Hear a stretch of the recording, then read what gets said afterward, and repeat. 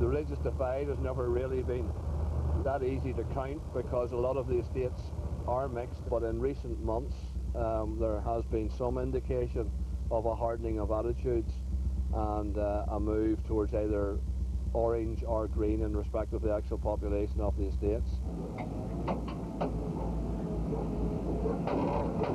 And we've just been stoned obviously there by some of our undesirables in the area.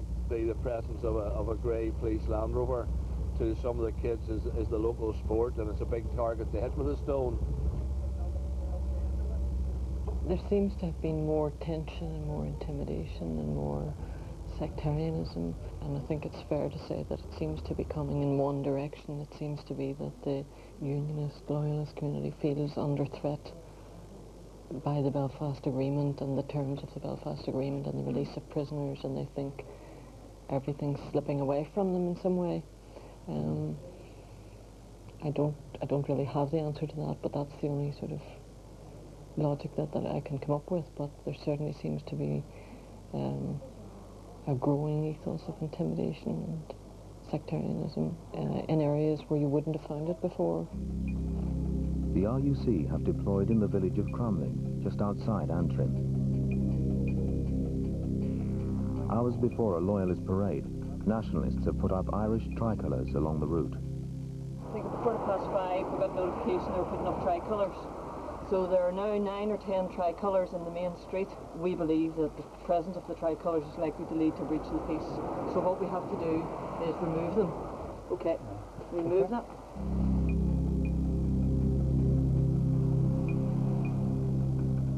Nationalists generally regard loyalist parades as provocative because they commemorate the victory of the Protestant King William over the Catholic King James in the 17th century. So they've put the Irish flags up as a protest. Jenny Belton's decision to pull them down again will prove a confrontational one. But as one of only 900 Catholics in the 13,000-strong ranks of the RUC, she is no stranger to controversy. That's Armagh Cathedral. She's from South Armagh, a strong Republican area which saw some of the worst atrocities of the Troubles. IRA terrorists regularly ambushed and murdered police and soldiers. Continuing Republican hostility towards the RUC means that Jenny Belton has to take great care when she goes back home to visit friends and family. It's a reasonably mixed area, and you know, I've travelled into school on the bus with people from 3 or 4 different schools, both Protestant and Catholic, but you would then have separated off and went your own way, walked along this route to the convent and back again in the evening. Still occasionally bump into some people that I was friendly with at school, but we sort of, when I joined the police, I sort of made that decision just to not to put them in a position where, you know, they might feel embarrassed or uncomfortable talking to me or associating with me. But I don't even ask my brothers what their views, whether they think I did the right thing. The reality is that me joining the police made their life more difficult. I'm sure people have said things to them over the years about what their sister does. I never ask them, and we never talk about it. That's how we deal with it. You know, my nephews and nieces, if they found out what I did, would have to have been warned not to talk about it at school or not to say anything about it. You know, so it was just, it's a complication. No matter what their personal view, it's a complication. It's something else that they have to deal with through my choice of career, you know. That's right. Protesters have gathered at the Crumlin parade, angered by Jenny Belton's decision to pull their flags down. If you take them down tonight, I'm telling you right now. Because they're unacceptable unless you even bloody works off the list. It's a promise. There's going to be more tricolours going up every day of the week now. This is where you want to play. We'll be on it every day. We'll cut that bloody arch down if I have to. At the other end of the street is a traditional loyalist arch. The crowd want it removed and accuse her of bias against the nationalist population. Because it's provocative to me. There's a parade in the double standards, excuse me, but they're not only up the next. Double standards. They haven't even got planning permission to cross the road. Double standards. No planning permission for that arch. There's a change there. There's a change there. The impartial police force that we have When and where can we get our tricolours back? You can speak to the superintendent, will be here later, and he'll decide Well, whether is or that our not we have the property? tricolours back. Whether or not we can have them back? Yes. Why, you intend to confiscate them for all time? Possibly. They're our property. Under what He'll law? make that decision. You're not... There's not enough tips in you No, now, I'm is not. there? I'm When not I asked for involved. superintendent, I'm make not sure involved. Yeah, he'll be here later. Well, what's the point of having you here if you're not involved? He's on his way. You may as well not be here. He's on his You way. may as well be laying up knitting a cardigan or something. I can't knit.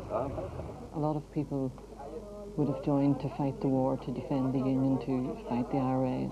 That was very far away from the reason that I joined. I joined because I thought police work appealed to me and I liked the challenge, and I felt we were doing something that was contributing something. Why is the flag still up there? Well, that's what we were asking.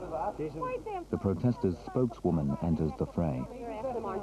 Start all over again. Who are you? Lynn Campbell. Oh, you're Lynn Campbell. How are you? Right. I've just explained to everyone. Right. But I've explained to you again, because you're the official whose name's on the protest. Yes. At 5:30, someone put these flags up. I don't know who it was. 5 o'clock, actually. 5 o'clock, okay. Yeah, well, I was there. Reached us. We considered that was provocative behaviour in And that's view not. of the... And that's Do you not. want to listen to what is to answer your question or not? Do you want me to continue? Right, there's a legal parade here. I feel frustrated sometimes because the people who are against the police and who want to criticise the police are often more vocal than the people who want to support the police, who can stand up and say that, you know, we haven't always got it right, but we've tried to do the job fairly. But it's easier for them not to say anything. I am aware of that too, in the Northern Ireland. Different issue. It's the same issue. It's the same thing. It's the same flags, is it not? Are they not provocative? The Red Hand of Ulster. Same issue, different law, and we'll not say a word. They're not the ones that are burning children in their beds at night. Red Hand Defenders. The flag stands for it. The Red Hand of Ulster. You don't understand. The RUC is practicing the double standards. Once again, your size to put them on today, obviously. A scuffle breaks out over a video camera. A protester has been videoing police, and RUC officers don't like it. They fear the pictures will be used by terrorists to identify and target them.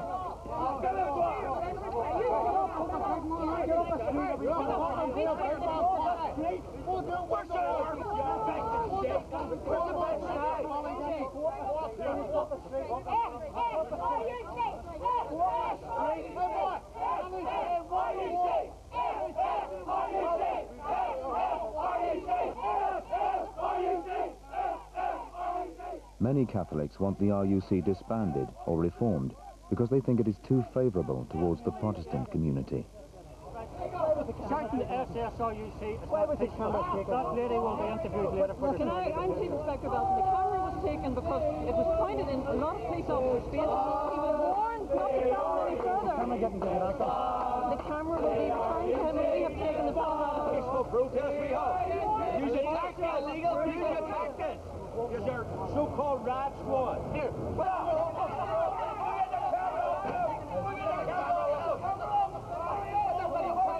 A loyalist walking on the other side of the street is spotted with a video camera.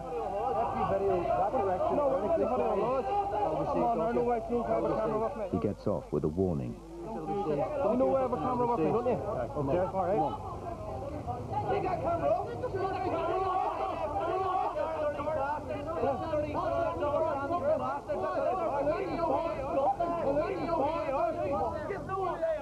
I don't think the RUC ever gets credit for how we've adapted and changed over the years. The political situation has changed. We've had to face so many different situations.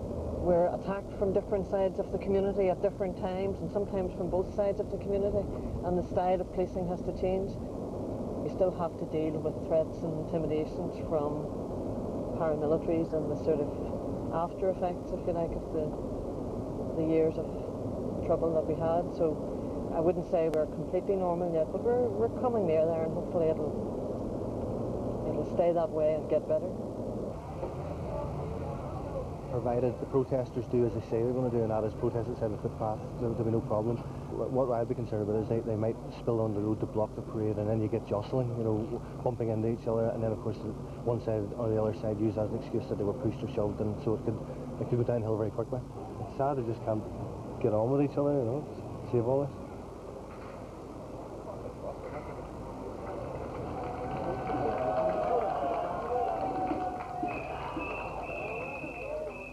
For the next 2 hours, as the parade passes, Genny Belcon's officers are forced to stare at placards calling for their demise.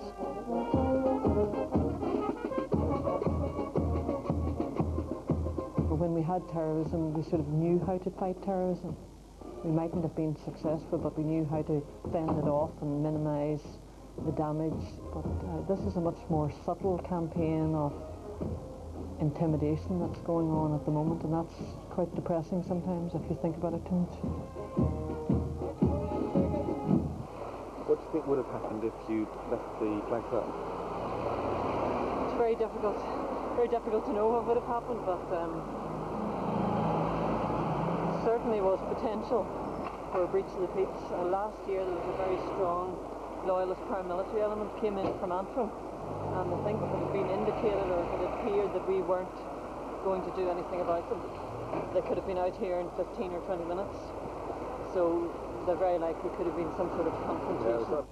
The RUC polices 2,700 loyalist parades through the summer, but there are other demands that will trouble the force.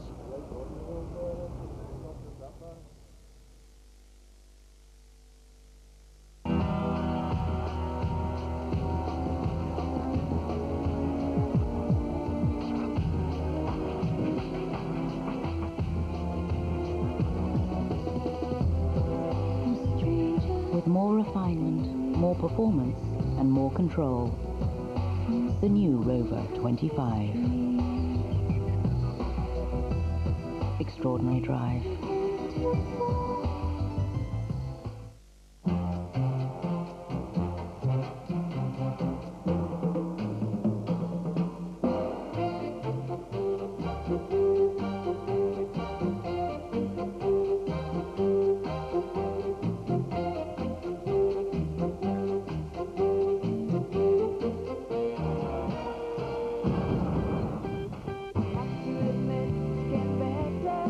TV from Philips, a new way to look at television.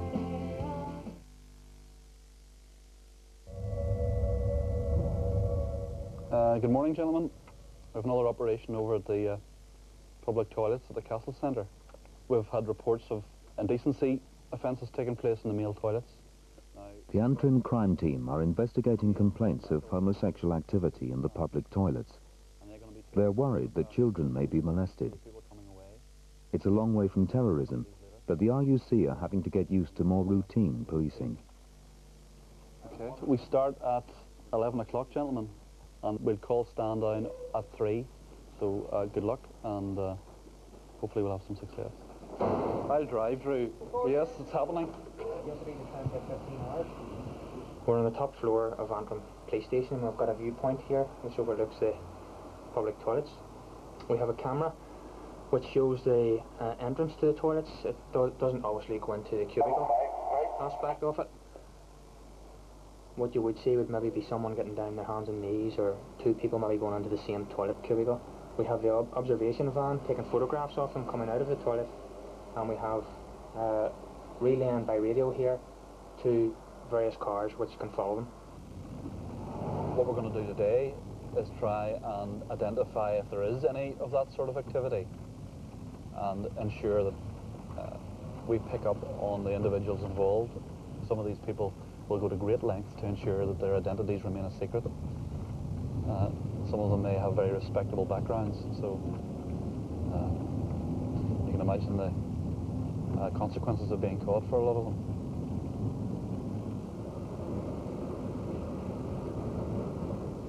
It's been a long time since Antrim's been a good Christian town.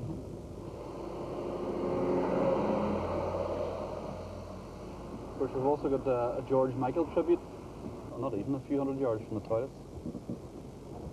I don't know if there's any significance in that. I don't know if George is appearing. He might. If he does, we'll catch him again. What do you think, Jimmy? Yeah?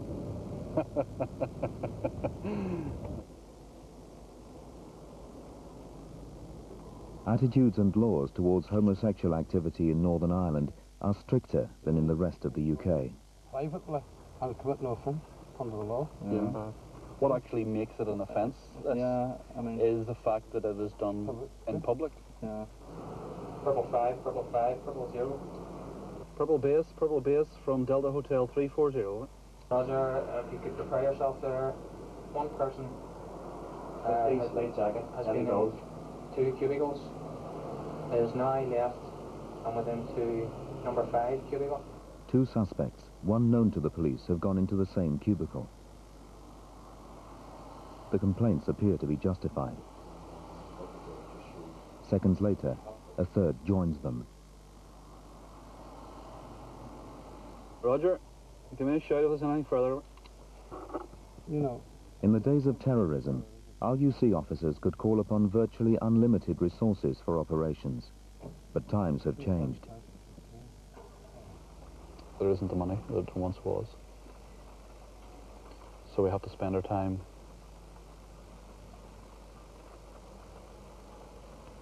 trying to do things as efficiently as possible. And very often things don't get done simply because there isn't the money anymore to do. The 3 suspects leave. In the next stage of the operation, Paul McParland hopes to catch them in the act, and then he'll arrest them.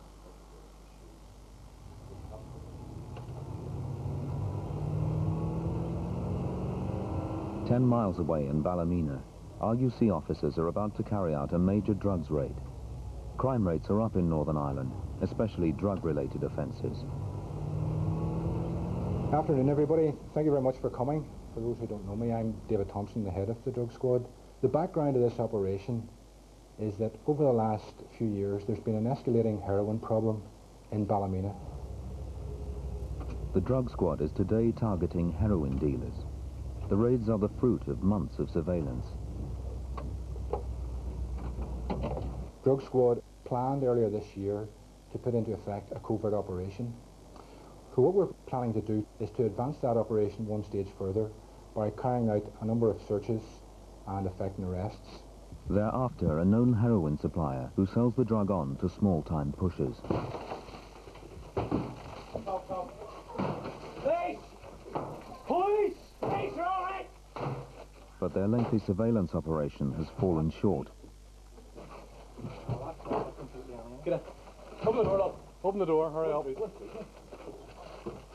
The target is not at home. Clear the house, Johnny. Clear the house, hurry up. Clear the house. Clear the house. He's not there, is he, no? No. You get the front door open, Mark, okay? Front door, John! Papa Delta, Serial 1. The importation and supply of drugs is heavily controlled by the paramilitaries, loyalist and Republican. Papa Delta, Serial 3, Rebel. I don't think they're in. It's only the wee lad then. The only person at home is the suspect's young son. What age are you, son? 15? You shouldn't be here on your own, should you? Where'd he go? Have you anybody can come around and stay with you? No, you're not. See, I'll tell you something. If you don't get somebody here sorted out, you will come with us on the children's order, okay? You're not old enough. I'm not being cheeky, but I'm telling you the situation is, right? Would you get cheeky, son? Come on, hurry up. I don't know the number. Why would be late? Papa Delta, Serial 1. The RUC drug squad is one of the busiest units in the force. Roger, the target isn't at this location. There's a 15-year-old child who would say that he left for work earlier this morning. Over the past 2 years, they have seized drugs with a street value of at least £14 million. Lovely. Wee boy's 15, that's a, but if he says his dad's just left.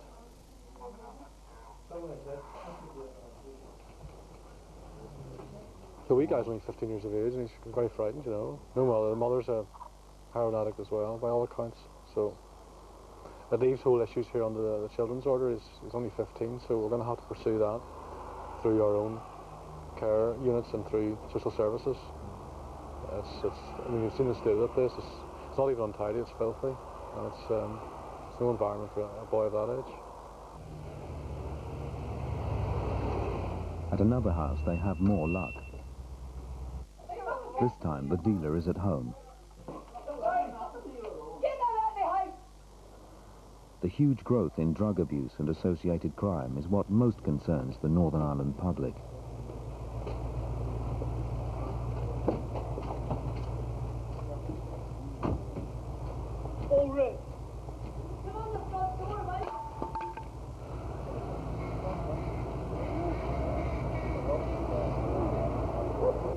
certainly if we end up, hopefully by the end of the day, with 15 or 16 arrests of some of the main dealers, yeah, they'll be happy, but as I would say to them at council meetings, I mean, the police can't do it on their own. It has to be a whole sort of community approach.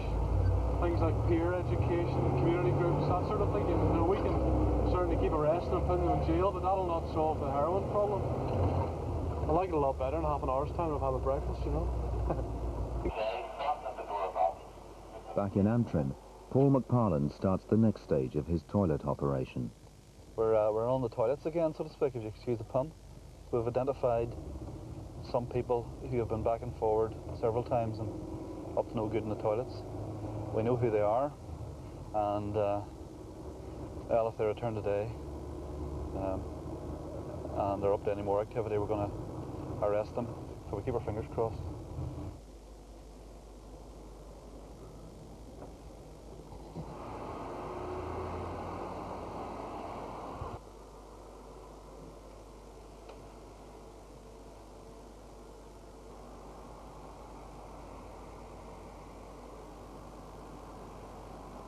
We spend half our lives sitting and waiting.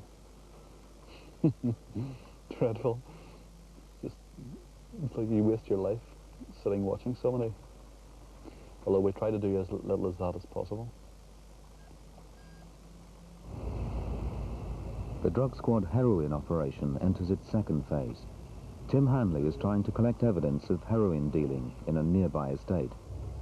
They're sort of loosely based around itinerant type families who've sort of settled down, basically got into heroin dealing big time, because there's more money in made than selling scrap metal, basically, you know. And they've now become, a lot of them become heroin users themselves. Drug squad have no surveillance evidence that the house they are going to raid has been involved in heroin dealing.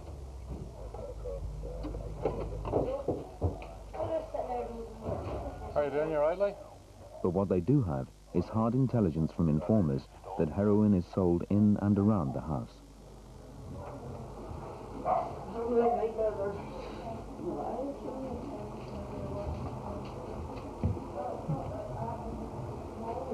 I mean, if we don't get any evidence here, we can't scoop her really, so give it a good thorough search and see what turns up. Out the back's a real mess, so we use the dog there a lot.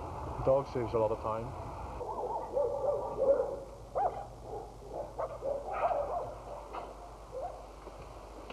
See if I can warm with this and hide it anyway. Good girl, good girl. A sniffer dog doesn't find heroin, but does come up with cannabis hidden in the alleyway. I wanted this to tea, there's cylinders of it.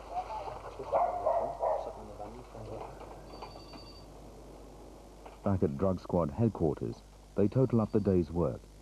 8 arrests and small fines of heroin and drugs money. I'm hopeful that the people in Ballymena will be very pleased with this. People have complained lack of police activity, but the local police here in Ballymena make on average 10 arrests per week for drug-related offences. They are very proactive.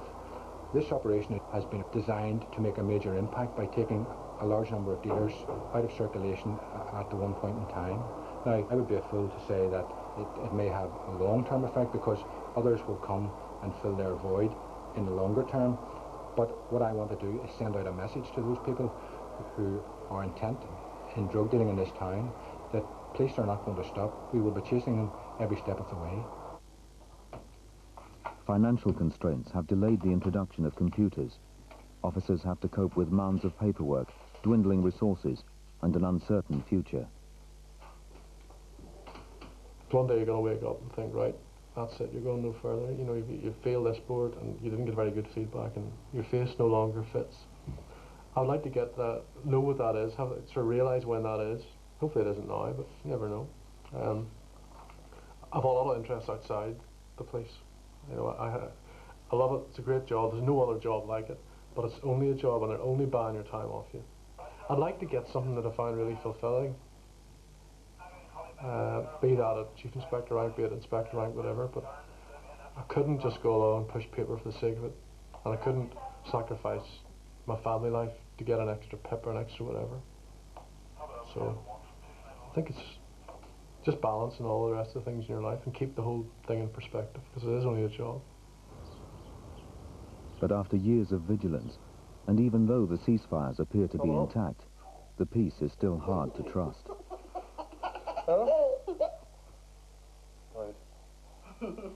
I still don't feel as if it's a total ceasefire. You know, you still don't tell people what your husband does, or, you know, my son there, he's starting nursery on Monday, and I know I'll be having to talk to mothers and things like that, you know, and you have to make up stories as you go along, which isn't, it's just not nice. You know, you sort of start off by lying to people who you've only met. So you still don't feel it's over by any means. There's still a distrust, and you still have to be careful who you speak to and say we've only been living here a short time, and I'm sure there's nobody around here knows what Tim does, except he works odd hours. Things are moving on. It is an imperfect peace, but I can't see a resumption of what it was like before. It's my best guess anyway. What do you think, Andrew?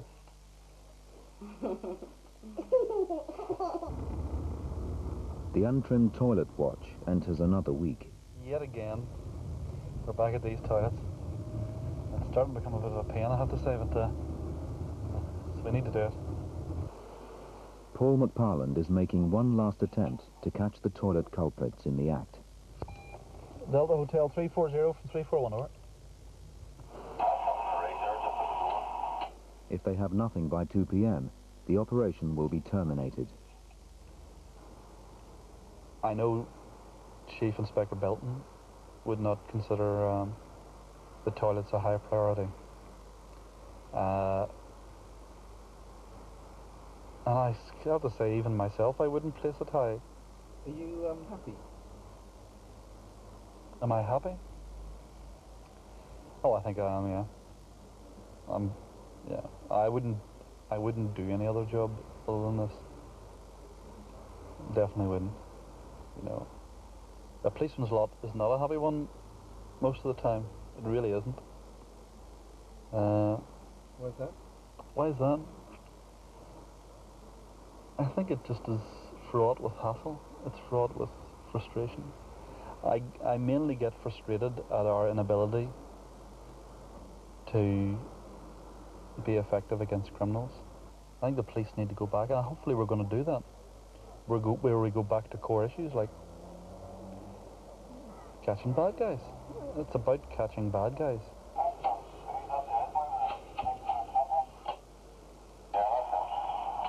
I think the community think that we do very little and don't understand all that's involved in it.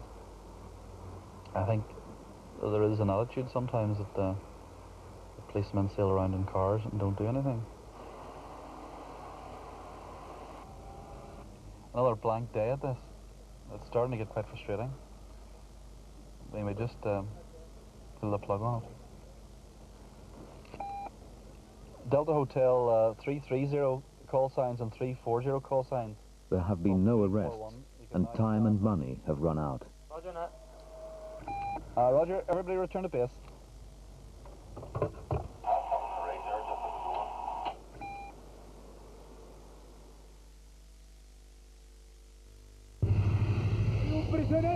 I am a prisoner, held by steel rails. Where they lead, I must follow. Oh, to be a real driver on one of your island's twisted roads, with their turns and tight corners, in a celica, swallowing curves. It's obeying me. Think of that, and think of me next time you decide to hang a right. The new Toyota Celica. How did a former stable girl become Britain's richest woman, worth £1 billion more than the Queen? Who are the two businessmen who made 100 million in a single day and still drive second-hand cars? And why, if you're born a Gemini, are you more likely to be super rich than any other star sign? Tomorrow, the Mail on Sunday reveals the astonishing stories behind Britain's 300 richest men and women. The Rich Report 2000, only in the Mail on Sunday.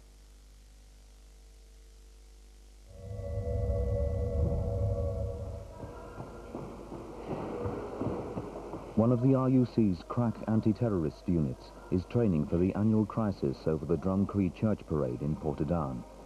They are called the Blacks, and they are experts in riot control.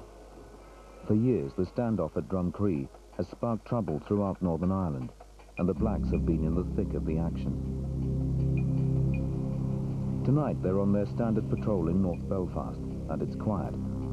But next week they're expecting to face widespread violence on the streets and to have to protect the homes of their own colleagues. You know, last year, watching officers coming in down from Road Station, their wives and children in tears, frightened, upset, hurt, for no reason at all other than some thugs decide they want to put them out of their home. Countless police officers were put out of their homes, burnt out. Their families are put out and burnt out. Now, while I'm on duty here, my family are at home. My mum's at home. You know, she's an elderly lady. I'm concerned about her. Is she going to be okay? Is somebody going to try and burn her out? So it's very difficult to try and keep your concentration on what you're doing when you're thinking about how's the family? Is everything okay? Has somebody attacked their home?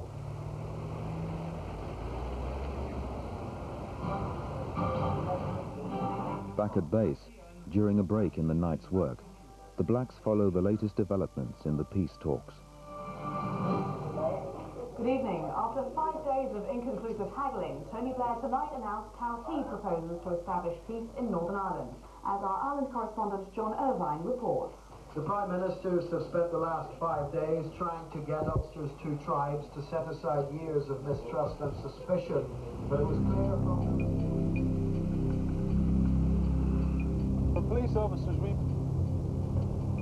we see the simmerings that go on under the surface. Okay, there's not the same violence that went on in 1994 and prior to that, but there's still violence. Back away, back away. So until all that stops, there's not really peace. So that's really how we feel about it.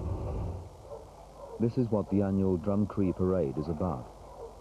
Protestant marchers belonging to the Orange Order want to walk from the church on Drumcree Hill along the Gaffahi Road. The Catholic community there regard the 7-minute walk as provocative because there is an alternative route through a Protestant neighbourhood. Some years the parade has been forced through, other years it was stopped, but every year it has provoked serious violence. The ones I'm going to describe first of all are the smallest devices. An RUC explosives expert prepares Tim Hanley and his team for the dangers they face. Small cylinder with 2 end caps. Now, what they do, they go into a hardware shop. A year earlier, an RUC officer on riot duty was killed by a blast bomb. This sort of size, first of all.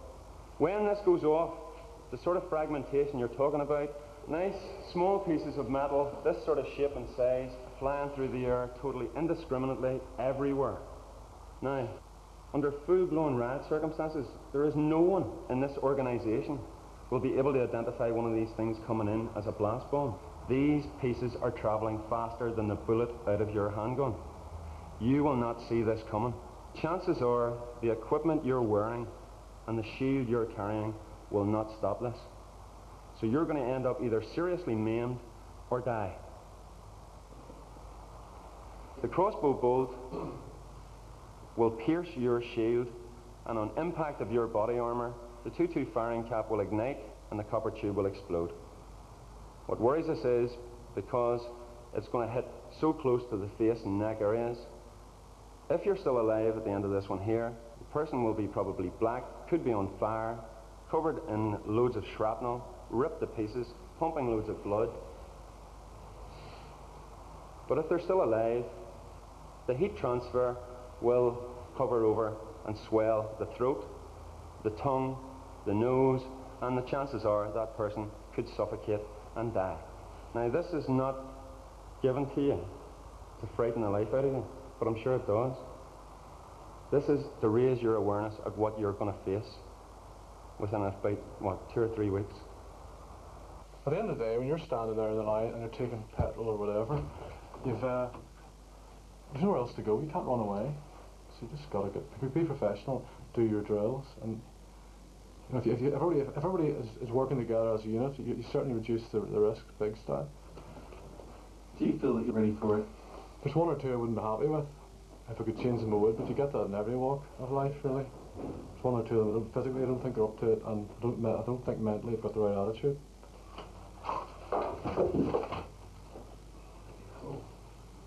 Phone. Money. go for a beer here actually. It being Wednesday night. Okie doke. It's me.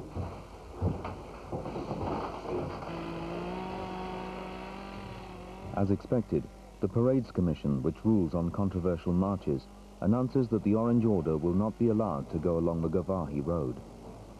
A massive police and army operation swings into action. The army build a 25 feet wide moat, a wall of razor wire, and a barricade to stop the marchers from proceeding.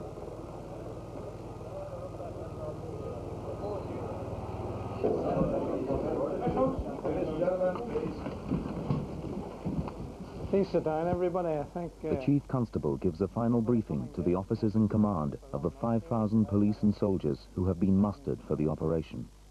Many people approach the period that we're now approaching again this year with dread. But while the bulk of the population can approach these periods in some dread and can make a decision to either go home and watch it on television or to go and have their holidays, you don't have that luxury. You're here providing protection for all the people. And I just wish everybody in Northern Ireland could realise that what divides us here is actually rather minimal. We have much, much more in Northern Ireland to unite us than we have to divide us, and I just wish people could see, in a sense, where division leads and where it can lead, and realise this is a road we shouldn't travel any further along. Preparations for the Drumcree standoff go on throughout Northern Ireland. What happens really is that people are on duty continuously. People sleep in the station. Most people can't travel home because of the difficulties of travelling across the province. This is the way it has been this past couple of years, and assuming that it isn't any different this year, that's what we're planning for this year.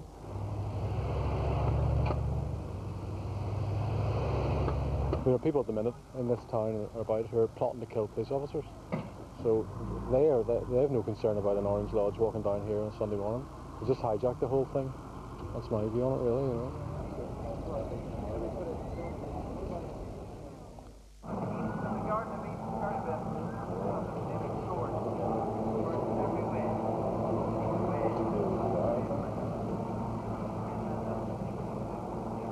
The marchers won't be allowed to pass, but it has been arranged that they can make a formal protest. They want an RUC officer to come through the barrier to their side and receive it. The man chosen is the local superintendent, Mervyn Waddell. At the Joint Police Military Barracks 2 miles away, the Chief Constable makes his way to the control room. The Army provides support, but it is the RUC who are in overall charge. The church service is over, and the parade is forming up. There are 1 or 2 sashes in amongst the press on the right-hand side. Whether they're marshals or not, I don't know. At the barricade, there is a problem. The crowd has closed in on the other side of the barrier, and Superintendent Waddell isn't prepared to go through. What we might want to do is put somebody up on top of the crowd control obstacle and just ask them to dress a bit further back. No. No, you don't want to do that? No. We'll wait and see what their marshalling and steward achieves first. Okay. There's an understanding between they and me that they provide the level of stewarding. Okay. So, if that's achieved, it will happen. Right. If it doesn't, it won't. Okay. From his position, the superintendent can't see the growing crowds or his Orange Order contact. If you just excuse me a moment. Hello? Yes? Yes, Gareth. Well, it's like this. If you don't move them, it won't be happening. And furthermore, once it happens, you must still hold the ground to enable me to close that. I think the numbers are posing some difficulty to allow the space to be created for the parade to come down and then to go back. And that's what they're manoeuvring now to create that space. Yes, David? Yeah. Yes, I'm ready here. 2 to 3 minutes. You give me notice 2 to 3 minutes. Okay. Right. Right. Almost ready.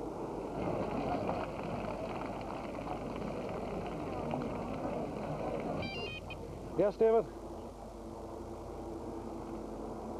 How long will it be till you're down to me? Right, I'll open up. I'll open it now, right. Go for it.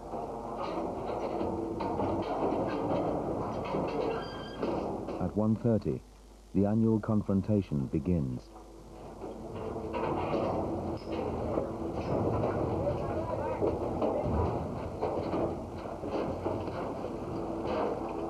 Because he's the local RUC commander, Mervyn Waddell is on first-name terms with the local Orange leaders.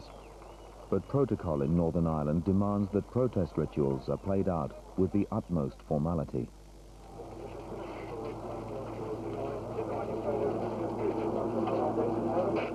Line up, boys, good line. Through that. Superintendent, can I formally ask you on behalf of Portadown District that permission for Portadown District to return to Carter Street via traditional route Gervati Road, and that we be given permission to continue that route now of this minute? I'm sorry, Mr. Dawson, I can't provide that permission. As you're well aware, the Parades Commission have made their determination that the parade will not proceed beyond this point. Superintendent, can I therefore ask you, on behalf of my fellow district officers and the members of Portadown District, the Grand Orange Lodge of Ireland, and the wider Protestant community, that by 6 o'clock tonight we require from the Chief Constable, from Adam Ingram, from the Secretary of State, and from the Prime Minister himself, the explicit reason why this district has been refused permission today.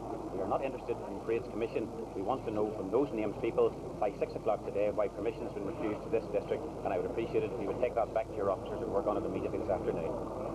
I've listened to what you said, Mr. Dawson, and I will pass on your remarks to those people you have mentioned, and we'll seek to contact you before that 6 o'clock deadline. It goes without saying that Portadown District is maintaining its stand and presence at Drumcree Hill until such times as our rights, civil and religious, be fully recognised and restored by the community at large and by the government.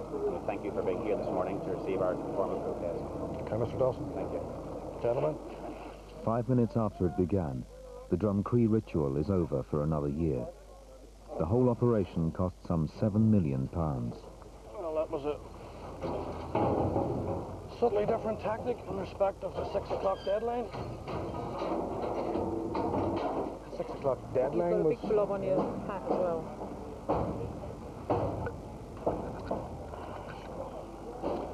We shall have to seek some responses. Have a ciggy and I'll get you a tissue and get you a wash. I'll do as they have asked of me. But in fairness, they did it very well, and their marshalling was very effective, and they did as promised. I think the next important thing's lunch. Really? I think that's... I'd be moved. For the RUC, the peaceful outcome vindicated the huge security operation. Thanks, Henry. Thanks. If you look at the physical measures that we put in place, I think that was a demonstration of intent right from the outset.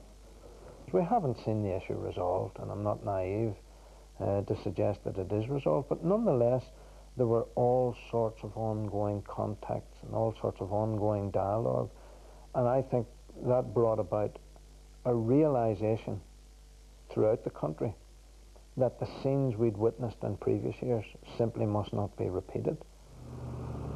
It turns out to be one of the quietest Drumcree nights anyone can remember.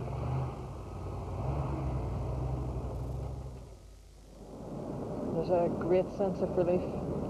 It's a strange feeling because, you know, this past couple of weeks there's been enormous build-up to this, an enormous amount of preparation of resources and even food, bedding, camp beds, and, you know, we're sort of ready for the worst, which you have to be, and a lot of contingency plans in relation to looking after police officers' homes and other people who are vulnerable or likely to be attacked by loyalist paramilitaries. So there's been an enormous build-up to it, and I mean, it is a great sense of relief. The tone of yesterday's march at Drumcree has set the tone throughout the rest of the province. There's a bit of trouble in Ballymena, but nothing at all natural. It's a relief too for the blacks on standby duty outside Antrim.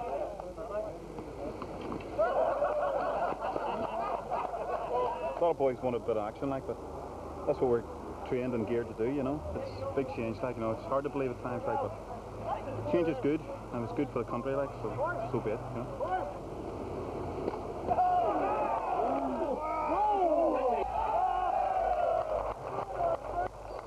All right.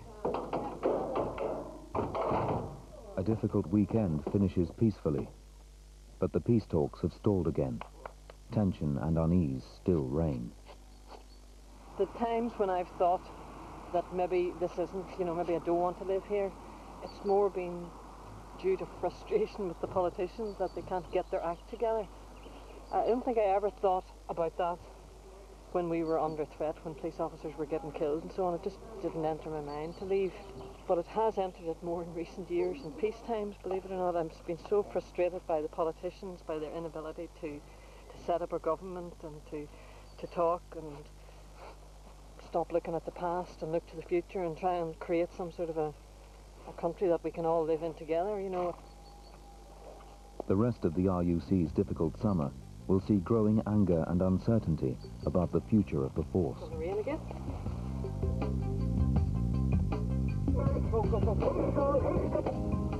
Next week, the fight against crime continues. You told your force to be prepared for change. The Chief Constable faces up to the results of a long-awaited report which confronts the RUC's controversial history and puts the future of the force on the line.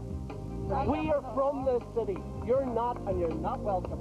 Thank you very much. That's at the same time, 8 o'clock.